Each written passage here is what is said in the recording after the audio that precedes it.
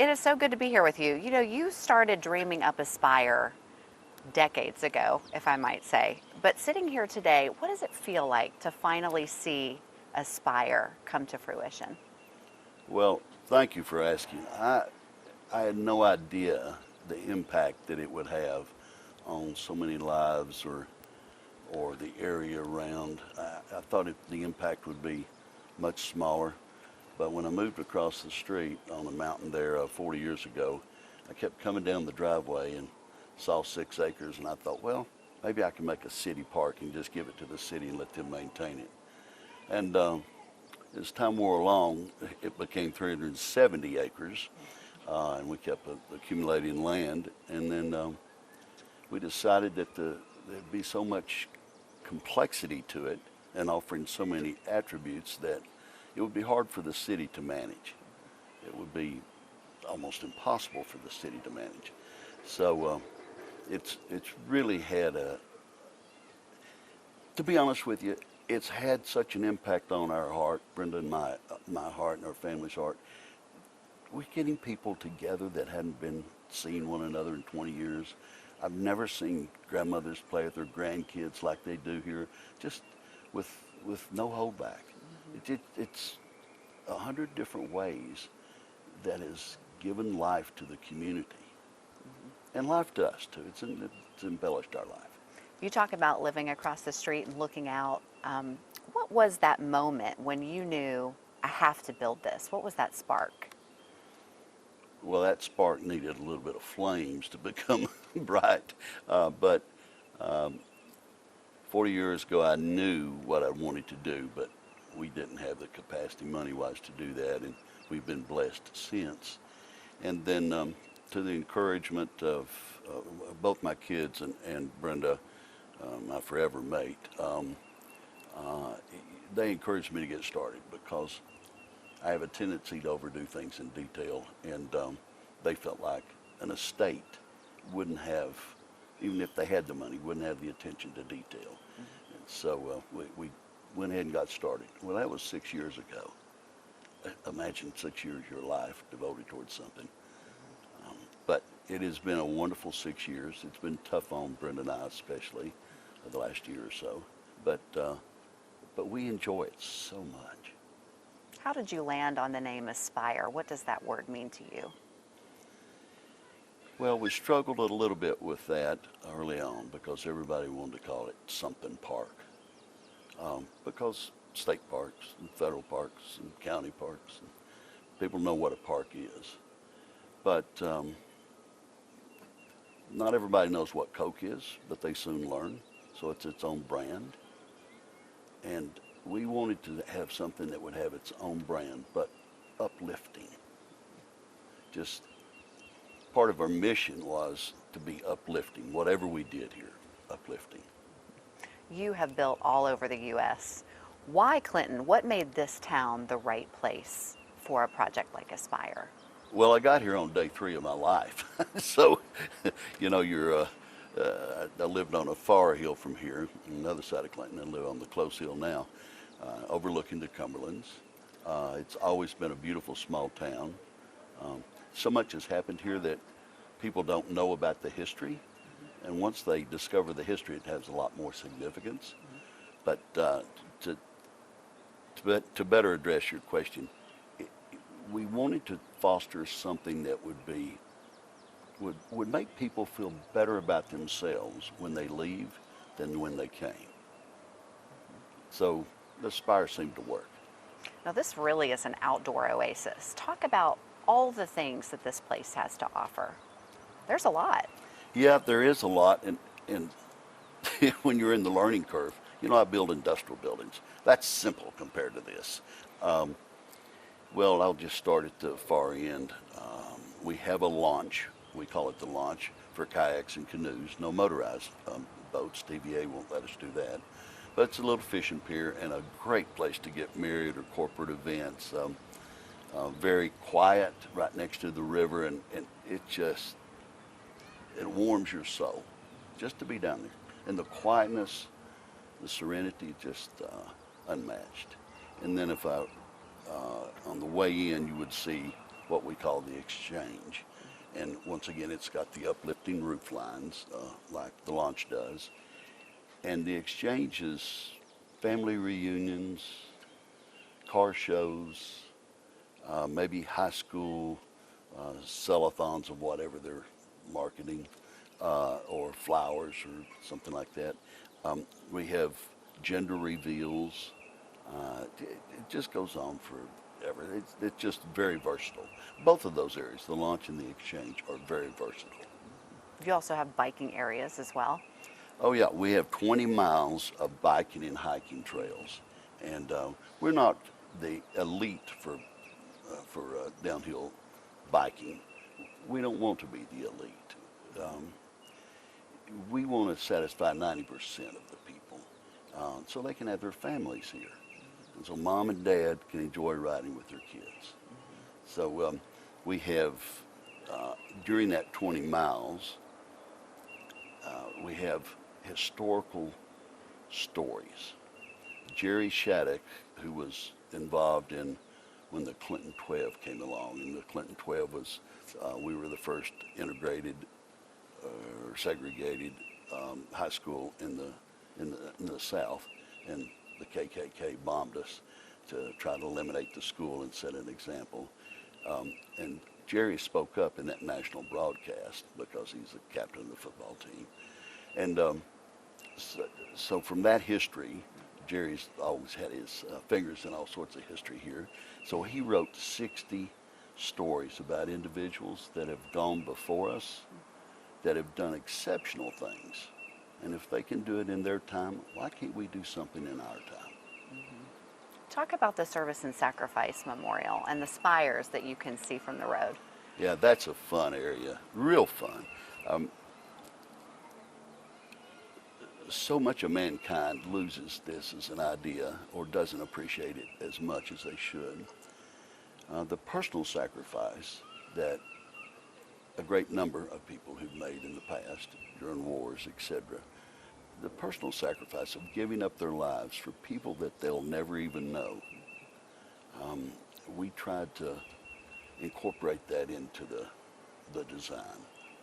And so it depicts each of the armed forces, and then it depicts, we have a full-size Liberty Bell, and then we have, to further the message about individual sacrifice, a full-size bronze of Wales Carruthers. And Wales Carruthers there's a book by the name of Man with the Red Bandana. And it's an inspiring book. And so he lost his life trying to save lives in 9/11. When the towers fell, he was caught in making the last trip down. And they didn't know about it for a while. And then one of the people said, I was saved by a guy in a red bandana, and that hit the New York Times. And his mother happened to read that article, and she knew it was Wells because he carried a red bandana with him all the time. And he did that for breathing, obviously. And from where they went from that is the story became very big as a personal sacrifice story. And we had the blessing of Allison Carruthers, his mom, visiting us just recently. And we paid particular attention on this, to the detail on the face of Wells. And it was the first time she had seen a bronze of her son. And it just brought tears to her eyes. I walked up and kissed the statue. It's points like that that are hard to describe to people, but they happen all the time here now. What did that mean to you?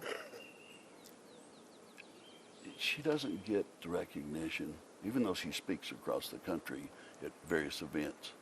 I don't think she's gotten the recognition that her son provided for the world through inspiration of just making a personal sacrifice like that. But it felt great to meet her, had dinner with her. She's a lot of fun. That's amazing. Well, it sounds like you've really thought of everyone when you designed this park. What is it? Well, let me continue on something. I don't mean to interrupt Sure. you, but I didn't really describe this. Yeah, go ahead. The service and sacrifice culminating in those things I mentioned just a second ago builds it's designed to be 13 spires. We're a spire, 13 spires, one for each of the original colonies, and then it morphs down to 50 states. Now, those that ask us which state did we start with, it wasn't Alabama. It's not the A's. We started with Tennessee. So when you come here, you'll see Tennessee be the first state. And you use that spire for light shows, laser light shows, is that right? Yes, it has a spiritual component if you envision that or can envision it, but it's choreographed to songs like a couple of Beatles songs and a few others, and then it's choreographed with a light show, and then we have a laser cannon. There's only 3 in the United States, and we were able to get it. A guy, an engineer in Hungary, actually put this together for us. But in that, when we turn on the laser cannon, which we do at this time of year, 9 o'clock on Tuesday night, what happens is we're able to broadcast a human voice into space on that laser cannon. And laser doesn't stop it, cloud doesn't stop it. It's just out there. So you could broadcast your wedding vows, or the governor cutting the ribbon to something, or in what we also do in our kid experience, we have a 4th grade kid experience here that is hugely popular, climbing Aspiration Mountain. And this teaches them to, when they go around and experience this, it teaches them hitches and glitches, so they can describe their hitches and glitches, things that slow them down or hold them back. And then they can put it in the flame box of fire. And then if they like to, they can come into our sound booth and cut an aspiration. Maybe it's, Mom, I just want to make an A in math for you. Or maybe it's, Dad, I just want to get out of this wheelchair for you, never to get back in it again. And they can send it to their mom or dad or their own phone, but we can send it to space on Tuesday. So there's several things when I was a kid maybe I would have liked to put in space just to make sure. I think we probably all would have. Yeah. Well, like I said, you have really thought of everything here, from kids all the way to grandparents. What is it that you want people to feel when they come to Aspire? Not just what they see, but people who live here and work here. What do you want this place to make them feel? Well, everybody internalizes this differently. And what we try to do is to start off with 2 real big goals. And I've described the first one, which is everybody should feel better about themselves when they leave than when they came, because they can look at the history that we have displayed here, and it's a tremendous history, and these people can do it against all odds. Why can't we set higher goals for ourselves?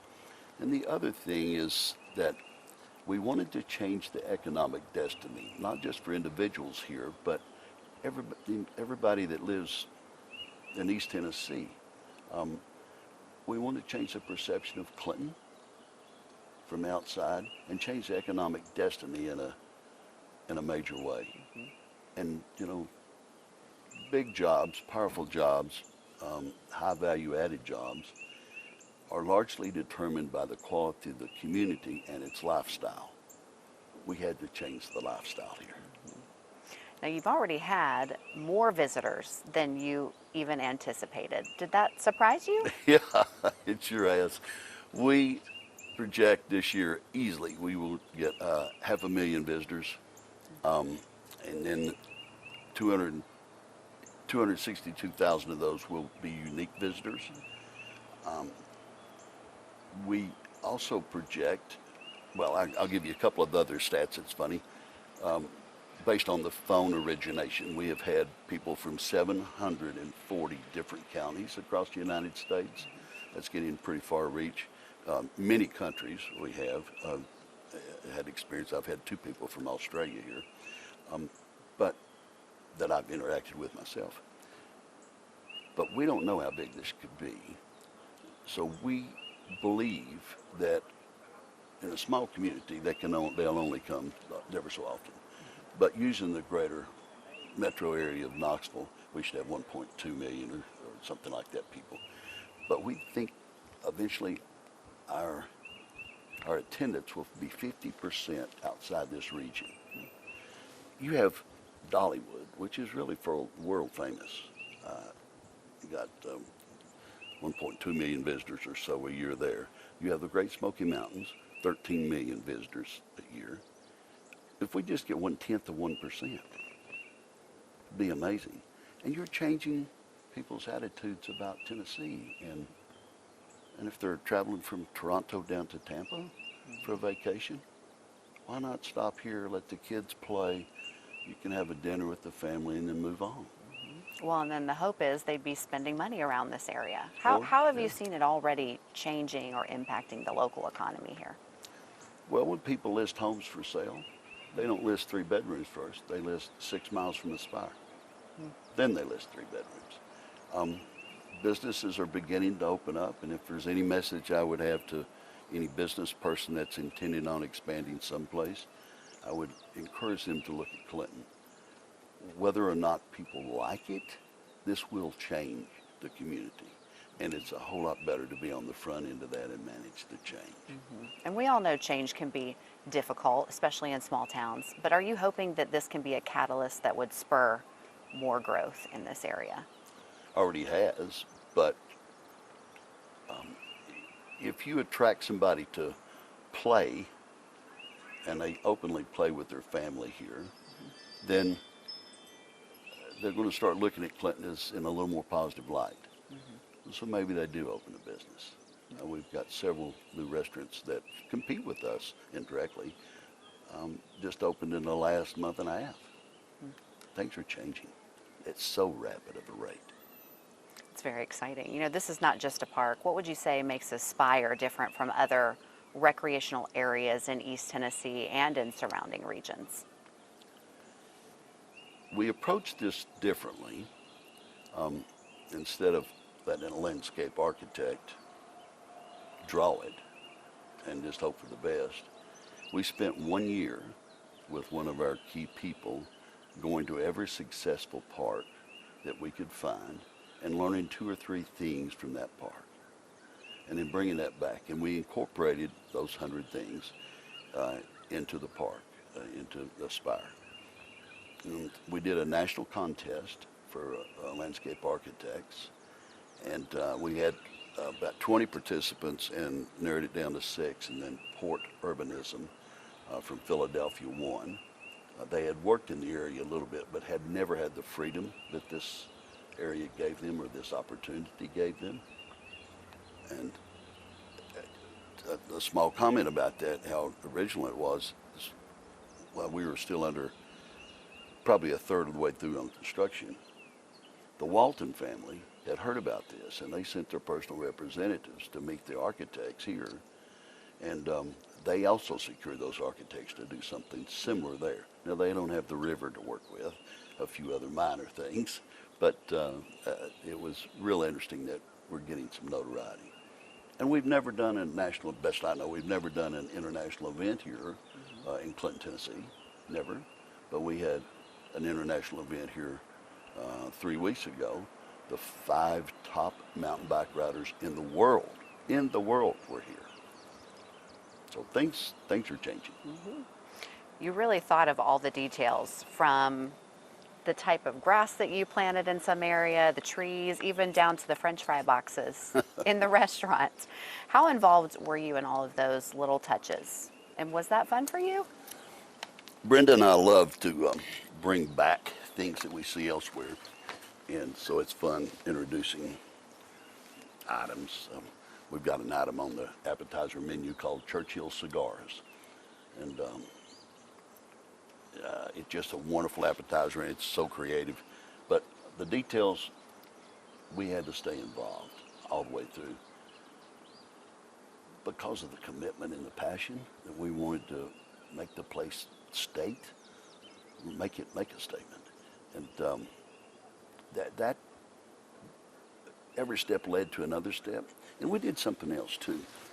When we were talking to subcontractors or suppliers, we would often ask them, what would you think would be fun for your company, or what have you never been allowed to do that you would like to do?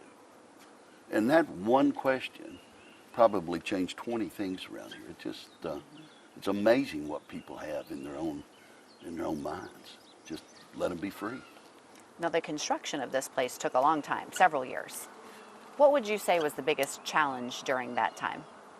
By far the biggest challenge is being allowed to give away money. Takes us roughly about a year to do the research, and about a year and a half to get the permits. Imagine that.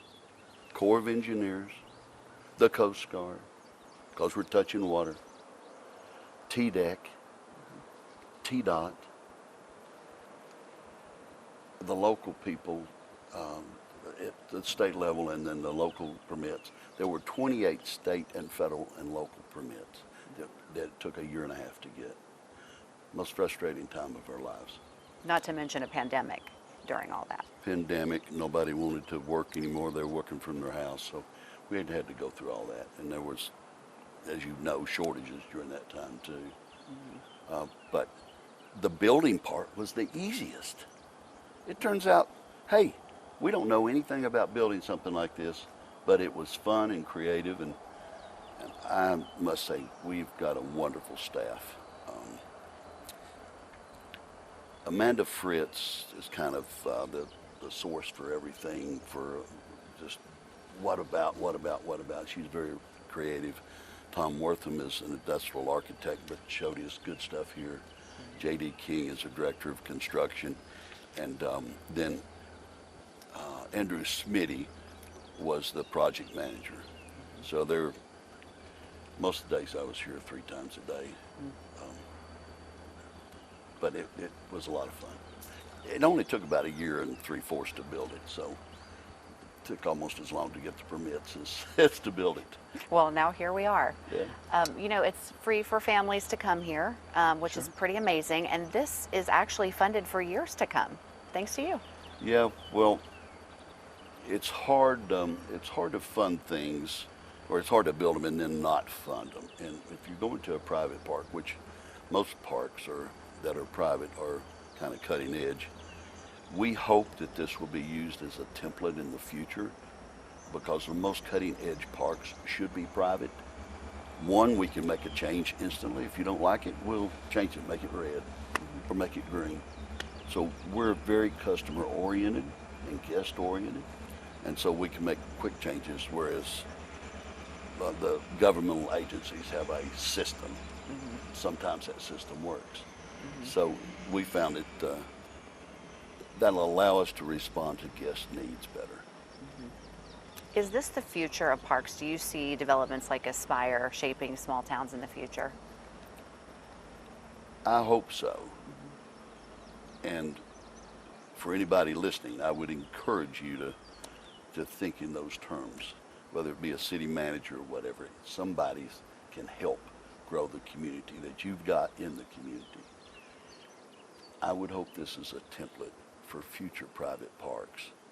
The magnitude with which you can influence things is just immense. I cannot begin to tell you the attitudes of the governor or the lieutenant governor who lives close by. They're making people look at things differently in private park life as budgets get tighter for the public. This was the first, the back 150 acres roughly on the mountain was owned by TVA, still owned by TVA. We have a long-term recreational lease with them, the first one TVA's ever done. And so they see it as a role model for them to be able to utilize these federal lands that likely wouldn't be utilized. Do you feel a sense of responsibility, not just to build things, but to build opportunities for people, especially in this area, because you're a hometown boy? Oh, yeah. There is a lot of responsibility to this that we knew there would be some, but we had no idea the immense part of that and the detailed part of that. we researched, we wanted our culture training to be different. We wanted people to come here and feel a cultural change and exhibit the best Tennessee has to offer. That's different than most restaurants or most parks that hire. They're just looking for a position to be filled. We have a retired person, Michelle Baker, who retired from the Disney Institute, which does the training for Disney World, and CEO of other organizations. She's retired and she teaches our cultural class for a whole week. They just learn what Aspire's about. And then from there, they go to try it on their position. It's an investment that we make that's hard to make, it's hard to justify, but it makes such a different outcome. It creates and instills in them, as they go through that process, they become more aware that they're influencing their own outcome. One of the books that we introduced during this is How to Win Friends and Influence People. A much forgotten book now, but it lays out how to be successful in life. But just so many examples like that. You've accomplished so much in your professional life. What advice would you give to other business leaders or cities that might want to replicate a model like Aspire? Is there like a piece of advice, a lesson that you've learned that you could share through all of this? A lesson about Aspire? Mm-hmm. Well, Nike says just do it, and has that wing. Nike says just do it, and it always shows that wing. That wing was half of what the first Olympics had, which was 2 wings. So maybe they copied that, maybe they didn't.